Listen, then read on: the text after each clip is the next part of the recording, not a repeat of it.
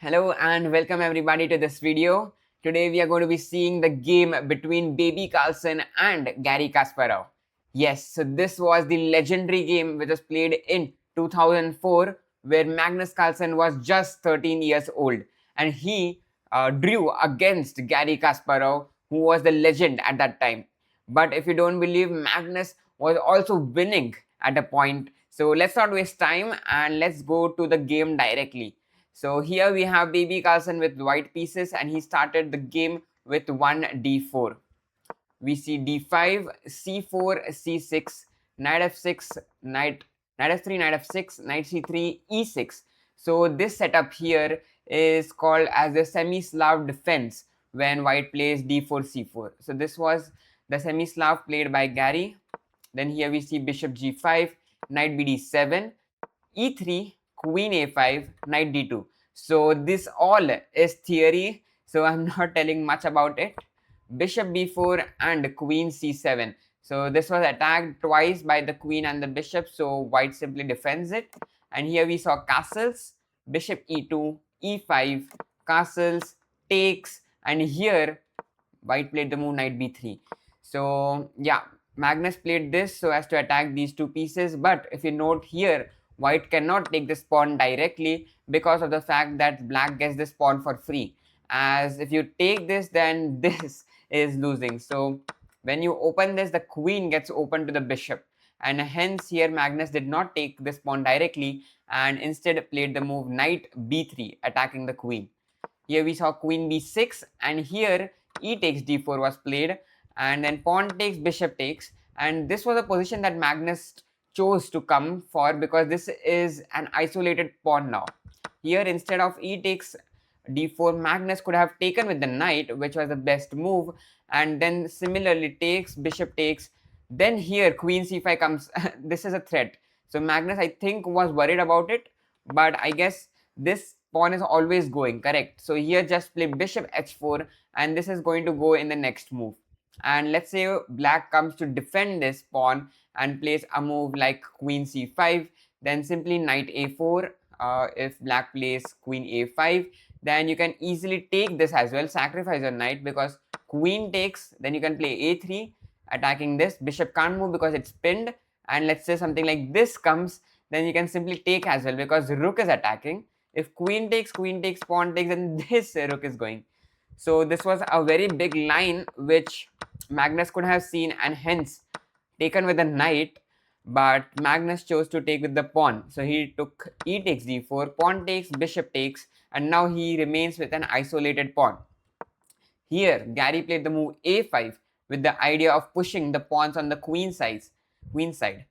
Here Magnus played a4. The idea of a4 is simply to stop a4 by black. But here the best move that Magnus could have played was the move a3, because here you see the black bishop does not have many squares. It cannot come here. If it goes somewhere like d6, then we can even play knight e4. Here knight is attacked, the bishop is attacked. If knight takes, then queen takes, and now white is doing better because you can see this bishop cannot come out easily, because if knight comes here, you're taking and ruining the structure of black's king. So this could have been played, but, and here another move after a3 is bishop e7, but after rook f e1, this is attacked, and again queen will have to go behind, and then you simply play something like this, or even start with this. Okay, you can't start with this because this will hang, so you have to go knight d2 and then play this. But yeah, you could see black's pieces are very passive right now. So a3 could have been played, but instead of a3, a4 was played by Magnus. Queen c7 was played, and here a very nice move that Magnus could have played, but it makes no sense, is to play the move knight b5. It is just a sacrifice, because if you take, then bishop takes f7 and you're winning the queen. But of course it does not make any point, because simply after queen d8 you have to come back with your knight. If this pawn were not here, then knight comes here, and then this knight b4 would have been, knight b5 would have been a brilliant move, but now simply you have to come back, so it does not make sense. So knight b5 was some subtle thing that you could have seen here, but Magnus played the move rook a to e1, so the rook a came to e1. But here the best move was to play something like knight d2 and then sit your knight here. because you are simply the same idea. You're threatening this knight and you're not allowing this to come in future because it will just ruin black structure. So knight d2 was the best move, but instead after queen c7, rook came to e1, so that this rook e8 is not allowed because you'll simply take it. Now h6 was seen, bishop h4, and now bishop came to d6. And here Magnus played the move h3 because of course bishop came here, so this battery is attacking the h2 square, and you simply play h3. And now interesting thing starts over. The knight came here to b6. The idea is of course to activate this knight. They are seeing this key d5 square, and also you're freeing your bishop here. Here simply takes was played by Magnus. Bishop takes f6. Of course here if you take this, then simply queen g6, king comes here, queen takes h6, king comes here, and you are somehow winning because you can give another check, and or you can just bring in your rook somehow, and black's king is toasted here. You can even play knight e4, and this is a mate. So of course this was not played in the game. You cannot take this. Knight takes bishop was the only move, and here Magnus played the only move which was a brilliant sacrifice, which was knight e4. The point is, of course, you're sacrificing this, you're also attacking this, you're also attacking this, but the main idea is if black takes this, then black is over because you're not going to take this. Of course, you are taking this, check, king comes here, queen check, king takes, queen check, king comes to f5, and g4 is literally a checkmate because the queen takes the squares and the rook helps here, and the king is toasted. So of course here pawn takes bishop was not an option after knight e4, but black played bishop h2 check first, king h1, and now knight came to d6, and from now Magnus is clearly better, and he could have won the game. So he started with king h2, which was the best move. Knight takes, it's a check here, and the bishop is also attacked, so you have to bring your bishop in between. Knight comes back, and here white could have won with the move d5. The idea is you are exploiting the structure and your rook is going to come and attack this. So the key thing that you have to notice here is the knight is pinned, which Magnus also noticed, but he played the move queen c5 instead, which was the second best move.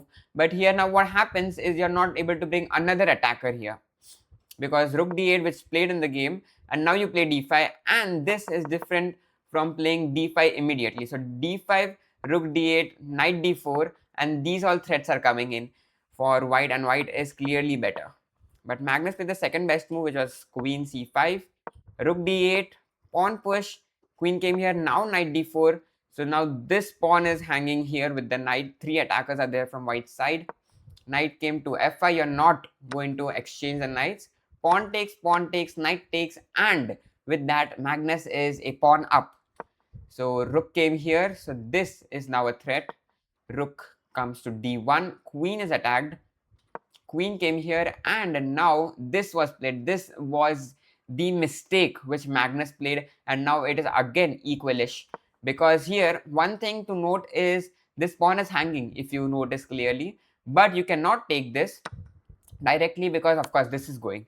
But the next move here, which was the best move, which is bishop c7, and the thing is here Magnus played this bishop b7, and now again you will see this. So Magnus played rook e1 to defend the bishop, correct? He played rook e1, but rook e1, bishop came here, and now the threat what black is aiming is if the knight moves somewhere, let's say knight takes this free pawn, then bishop takes g2 is coming, king takes, then knight check, king has to go here because if it comes here then the queen is coming and it's a mate here. So king comes here, and now this is a royal or family folk, if you could see, and then rooks is going to come here and it is going to exploit the white king. So this was one threat that Garry had set up, but therefore this was not required. So instead the best move was to play bishop c7, and white is very good. The idea is if now Garry goes somewhere to play the move bishop b7, then boom, knight d8 is coming. It's attacking the bishop, attacking the queen, eyeing the f7 square, and there are two defenders. So black cannot even take this, and hence this is the position where white would have been very comfortable. Queen is also attacked, so if queen has to stay in the vicinity of the knight because the knight will be hanging, and hence white was doing very good after bishop c7. But rook e1 was played, bishop b7, and now knight d4 had to be found. So the queen is attacked now. So now this is not allowed because queen will be falling. Knight takes, queen takes, and again the knight was the knight is exchanged. So now this does not come, and this was the thing here. The only good move to have a bit advantage is to exchange the pieces, and as soon as the pieces get exchanged, here you can see it's a opposite colored bishop endgame, and even though white is a pawn up, this is draw because opposite colored endgames you might have been knowing that it is always a draw even if you are a pawn or 2 pawns up. So here queen g6 was played, and the threat here of course is this is a checkmate, and Magnus could have tried by playing the move bishop g3, rook takes, and somehow you can go to the 7th rank and keep some attack by coming here if the queen is not there. But Magnus simply played the move queen. So here instead of bishop g3 played the move queen g4, which allowed the exchange, and now Magnus has this bad structure. Magnus of course has this pawn but opposite colored bishop, and it is a very drawish endgame. So bishop came here, b3 defending the pawn, bishop came to c3, takes, one more pair of rooks is exchanged, rook had to come here, and now of course this is not allowed because this will be hanging. So king came to f7, king g3, now rook came here. So here if you could take, then the thing is rook takes b3 comes with a check here, and then after rook takes, bishop takes, this is hanging, and it would be a clear cut draw, and hence Magnus did not take the pawn but instead played the move b4, pawn takes, bishop came here, pawn push, and bishop literally sat here, and now you could tell why opposite colored bishops are very drawish in the endgame, because this bishop cannot do anything of this bishop, and the pawn can never push if this bishop is here, and if the rook goes and attacks this bishop, the rook will simply defend it, and white's bishop cannot do anything. Therefore this is a very drawish endgame. f3, king came here, and some tactics were tried by Magnus, but at the end this was missed by Magnus. So Magnus missed this bishop f1 because now this is unstoppable. You have to play the move bishop f2, which was played in the game, and here both the players agreed to a draw because Garry can simply chop off this pawn, and it is 2 pawns versus 2 pawns, same side and also opposite colored bishop, so it is a sure shot draw. But yeah, this was the game of Magnus Carlsen versus Garry, where Magnus had his win if he had found the move bishop c7 here. So let's go here back. Here bishop c7 had to be found instead of rook e1, and Magnus would have been very better and could have possibly beaten the legendary at only 13 years of age. But okay, the game ended in a draw, and this was a very big match at that time, and we know how baby Carlsen evolved. So yeah, this was the game, this was for the video. Thank you for watching. If you want more such videos, tell me in the comment section, hit the like button, and meet you in the next video. Till then, stay safe, play chess, keep learning. Bye bye. Goodbye.